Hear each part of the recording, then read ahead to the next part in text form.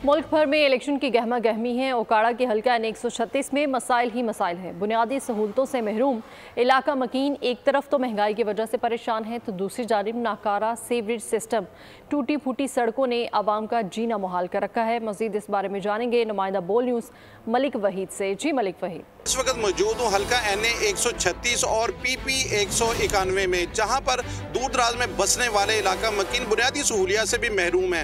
एक तरफ तो कमर तोड़ महंगाई ने अवाम की मत मारी हुई, जबकि दूसरी जानब नकारा सीवरेज सिस्टम, टूटी फूटी सड़कें, जगह जगह गंदगी के ढेर। यही नहीं, कोई इलाका कोई मोहल्ला ऐसा नहीं जहाँ गंदे पानी के गटर ना उभरे हों, जिसकी वजह से बच्चे बच्चियाँ जो बुनियादी तालीम के हसूल के लिए भी जाने में इंतहाई दुश्वारी पेश आ रही है। मेरे साथ चंद इलाका मकीन मौजूद है, इनसे हम जानना चाहेंगे। जी सर बताइएगा, 2024 का इलेक्शन सर पर है, ऐसे में कैसे उम्मीदवार को वोट देना पसंद करेंगे? ये हम फिलहाल किसी उम्मीदवार को सपोर्ट नहीं कर रहे, ना ही किसी को हम वोट दे रहे हैं, क्योंकि उन्होंने 4-5 साल से हमें पूछा ही नहीं।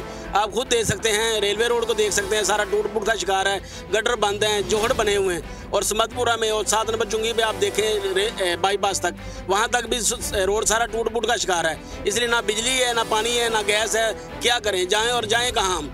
ये वोट लेने आ जाते हैं, उसके बाद 5 साल पूछते तक नहीं है। जी बिल्कुल, जिस तरह से इलाका मकीनों की आपने मायूसी देखी कि उनका ये कहना है कि हमारा कोई भी पुरसाने हाल नहीं, सफाई जो है हमारा हक है और हर तरह की जो बुनियादी सहूलियात है वो हमारा हक है, लेकिन इसके बावजूद हमारा कोई भी यहाँ पे पुरसाने हाल नहीं। यहाँ पर यह बात मैं आपको बताता चलूँ कि खुदा ने आज तक उस कौम की हालत नहीं बदली, ना हो जिन्हें ख्याल हालत अपने आप बदलने का। जी सब्सक्राइब करें और बेल दबाएं ताकि कोई खबर रह न जाए।